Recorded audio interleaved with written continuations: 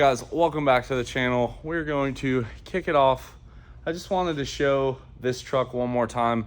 I keep getting a lot of people asking questions on the UCC truck slash the quad cab slash the OG street truck, the truck that started this channel.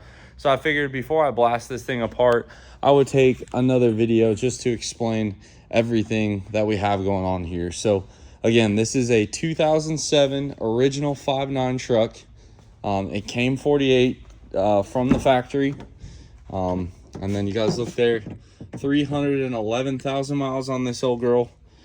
Starting in the cab, we have a Fire Punk 850 cage with the removable door bars, as you can see there.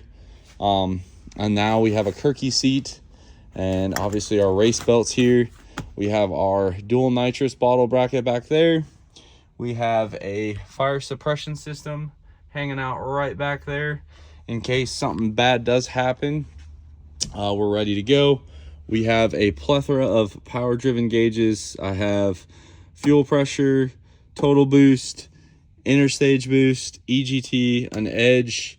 Then here we have trans temp, oil pressure, oil temp, our max 5, our full manual valve body sits right there.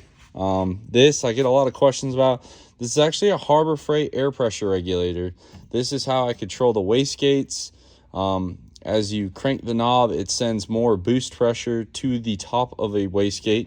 And basically on a wastegate, we'll go on, we're pretty much done under here.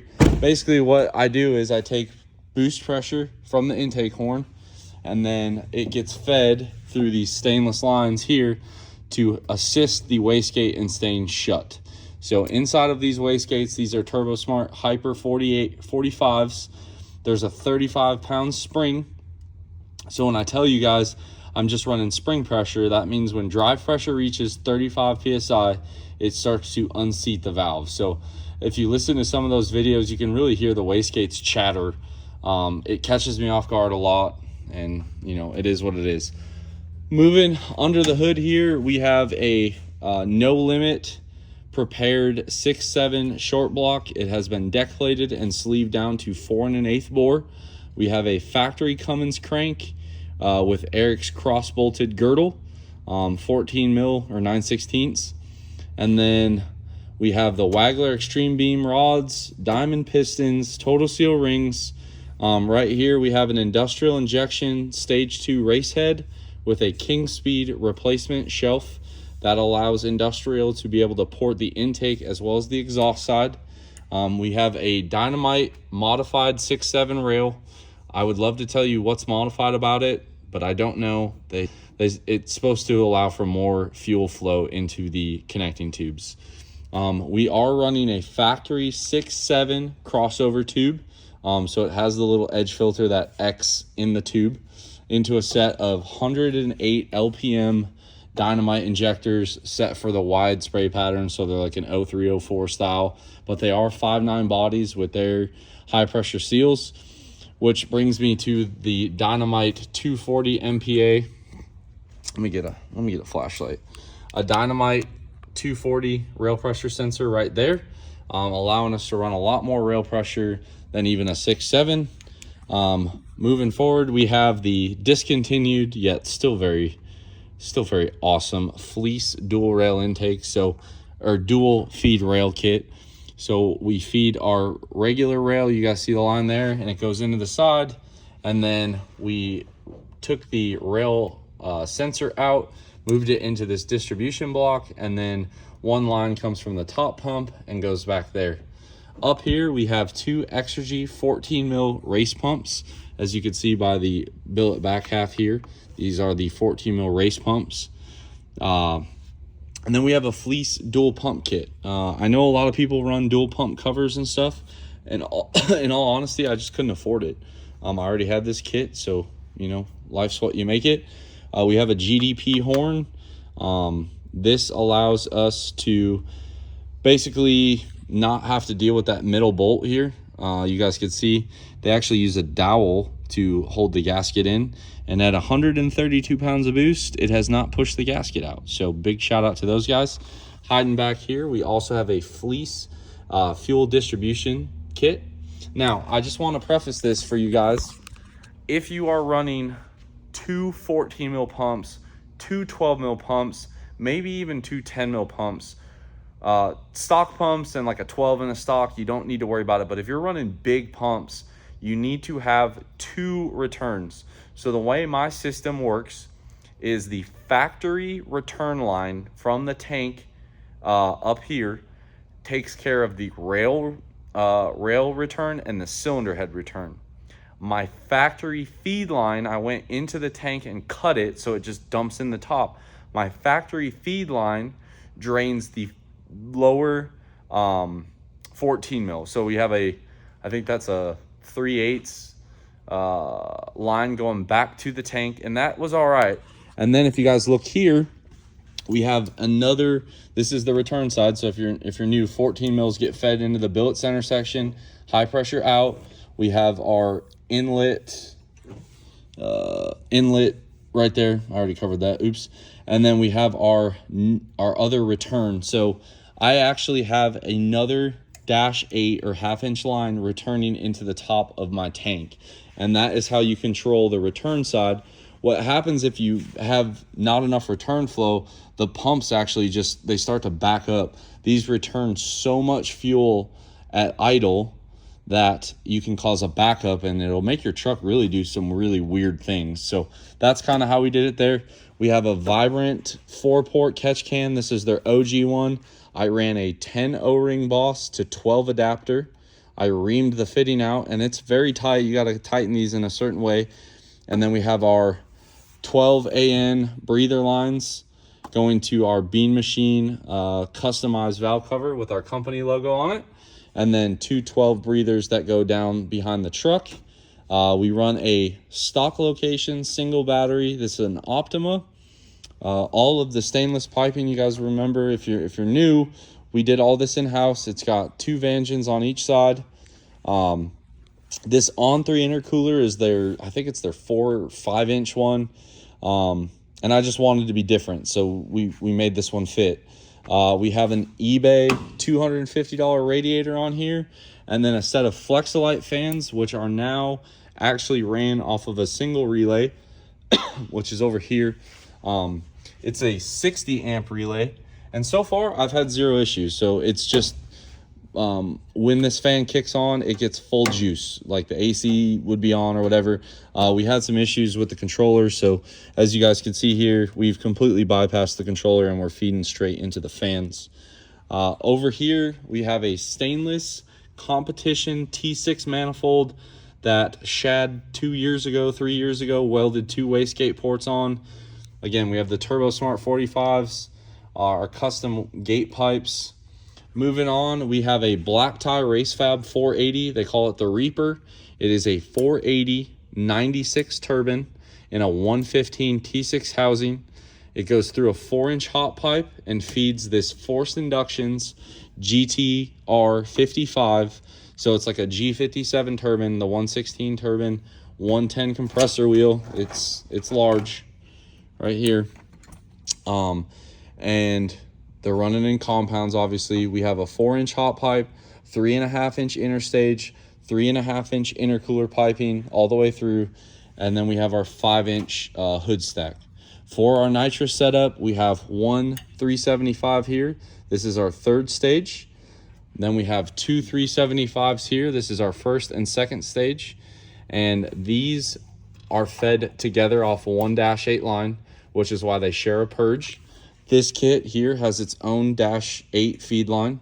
And then we have, if you look real close, you can kind of see them right back there. We have two 15300Ls that get fed off a separate bottle there. And those allow us to run our spool and, you know, just a little bit of extra manual nitrous. And if you look over here in the truck, our Max 5 controls 3 kits. I'll turn this on for you guys here.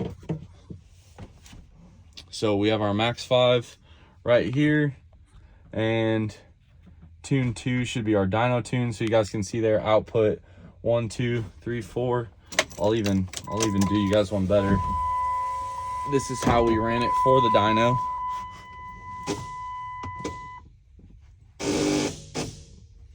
they're just fully open. And that's how Levon told me to do it.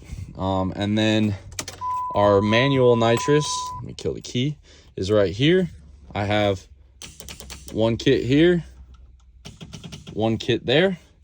And then this button here is our CPS 6. So this is that limiter you guys heard in the video though.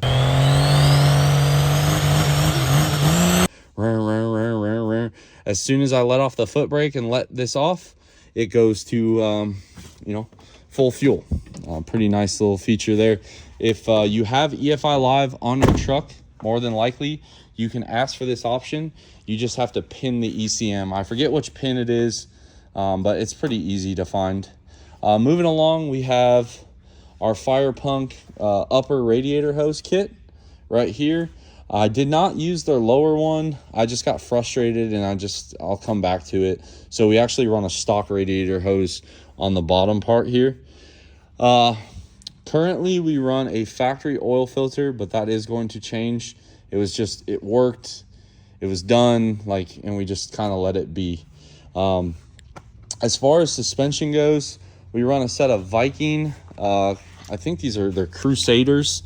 So this is their street shock. They are dual adjustable, so you can adjust compression and rebound. We run a stock uncut coil, factory sway bar. We have our full hook performance billet aluminum control arms here. And then everything else is pretty much factory up front, other than we have the Yukon chromoly front axle shafts. And then a Fox steering stabilizer. If you look right there, you guys can kind of see it. But this is a factory steering truck. It is not rack and pinion. It is, in fact, a 4th gen style. And then we have a Dodge off-road track bar. So no funny business really at all on this. It's all OEM stuff. Again, the axle shafts and U-joints are upgraded. But for most intensive purposes, very factory. Moving back, we have a set of Longhorn Fab traction bars that have been welded onto the frame. Again, full bed. We do run Yukon 38 spline that you have to ream the axle shaft or axle stub shafts out. And then we run their Grizzly locker, their 38 spline Grizzly locker. We are running a factory 2500 leaf pack minus the overloads. That is the only portion of this that is not factory. We took the overload out. And as you guys can see, the shocks are not in it yet, but we'll put them back in. We run 2 Derail 15870 coolers, I believe. They are ran in series. So it goes through that cooler first, then this cooler. They are on fans. So far, we haven't had any transmission problems as far as heat goes back here. For our hitch, we run a Big Hitch Products roll pan hitch, which I believe they've been bought out by Worley Custom Fab, but that is what we use. We have our Flaming River kill switch there. It's a pull off. And then when I go drag racing, I actually flip the switch around so we can make it a push off. But currently it's set up for sled pulling. Again, factory bed. Look at all that mud from UCC. And then as far as the transmission goes, I'll do you guys a solid. I'll actually show you pretty much what it looks like, all the parts. So it is one of our 48s that we build in-house. The only thing that we don't do in-house on our 48s, obviously, is we get a DPC converter, and then we get a valve body from the one, the only, the Murr. But we run a factory 48 pump. We run a TCS 27 spawn input shaft.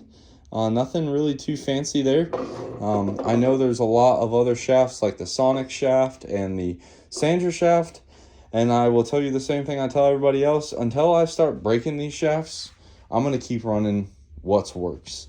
For flex plate, we run one of the Suncoast ones. What I really like about the Suncoast flex plate more than anybody else's flex plate is you have this one hole here that's a tighter tolerance, so you can actually put this bolt in and then you can put all of the bolts in without any issues. Big fan of that. For intermediates, we're running a TCS Miraging intermediate. And for the output shaft, we run a fat billet from TCS. That's actually a factory one, but you guys get the drill. Oh, well, this is a standard spline, but it's a TCS billet. In the transmission, we're running a 7 direct clutch stack up with GPZs. We run 4 GPZs in the forward. That transmission has a stock 48 drum in it. It runs a flex band, so one of these Borg-Warner high energy bands. And then we run a factory forward clutch retainer, which some people run the billet ones. I have yet to have a need for it. If a customer wants it, I mean, I'll give it to them, but that's what this is. This is your forward clutch retainer, your forward clutch retainer, whatever you want to call it there. There's many different terms I've heard used for this, but we run that. We have a Gorend billet Belleville spring, which the Belleville is what is responsible for returning the forward piston back into the input shaft. We run one of those, and then everything else is GPZ. GPZs in the overdrive. We do run the stepped reaction plate in the overdrive, so we get an extra brake there. And realistically, on these transmissions, overdrive really only gets used on the dyno or on the street. When I drag raced the entire weekend, we went first, second locked, third locked, and I would just pop it in. Actually, I'd grab overdrive slowing down, but that was the only time we'd use it. The other, I don't want to say trick thing we do, is we put these Sonics upgraded piston supports. And if you guys watch my tranny videos, you already know. If you're new, I'm going to show you anyway. So Sonics added a secondary fluid channel. So here and here, and then they added a loophole here and on this side. And what that prevents on the inboard side is the intermediate getting gouged like this one is, and it prevents the low reverse drum from getting damaged riding on here. So again, and then as far as converters go, we run a DPC quad disc. I run a stock plus 250, so it's a 2250 stall converter from DPC. I mean, I've been running it for years. And then last but not least, I almost forgot. Let's give these guys a round of applause. One electric lift pump, guys. One. Just one. How freaking awesome is that? There's no other lift pumps. You guys can see here, we have a feed and a return in that sump, and that is it. So I just really wanted to show you guys the entire truck before we blow it apart. I also really just wanted to highlight all these companies here. Hot Shots Oil is all we use. We do have Manton deck plate push rods in here. Fluid dampener is kind of hard to show because it's on the lower part of the engine, but all these companies here have put in. PDD sponsored all the trans parts, Firepunk, a bunch of their fab parts, and a lot of advice. FI turbos, we got the Extreme Beam deck plate rods, Dynamite injectors, modified rail, new performance for the last minute fix on this motor, and then machining our entire spare. Ethan for one of the nastiest drag race nitrous tune-ups I've ever driven. Air Dog for our lift pump. Phil for our converters. Hot Shots fluids. Manton push rods. Fluid dampener and max power kit on the front. Industrial race head. And then again, I just want one more thing. Big thank you to Gator. We didn't get to use them. I promised them I would. We use a lot of dirty hooker stuff for the sled pole setup. But last but not least, our spare motor. It's a shame we didn't have to use it. I guess it's a blessing we didn't have to use it. But it's just sitting here. It's all sealed up. I'm not sure what I want to do with it yet. But that's basically the gist of the truck that we took to UCC, the parts we used in it, and kind of a rundown of how the truck sits. In the upcoming videos, we're going to tear the trans apart, tear the motor down, and just kind of look over everything. I got a new cylinder head on the way from Industrial to replace this one that we think's cracked.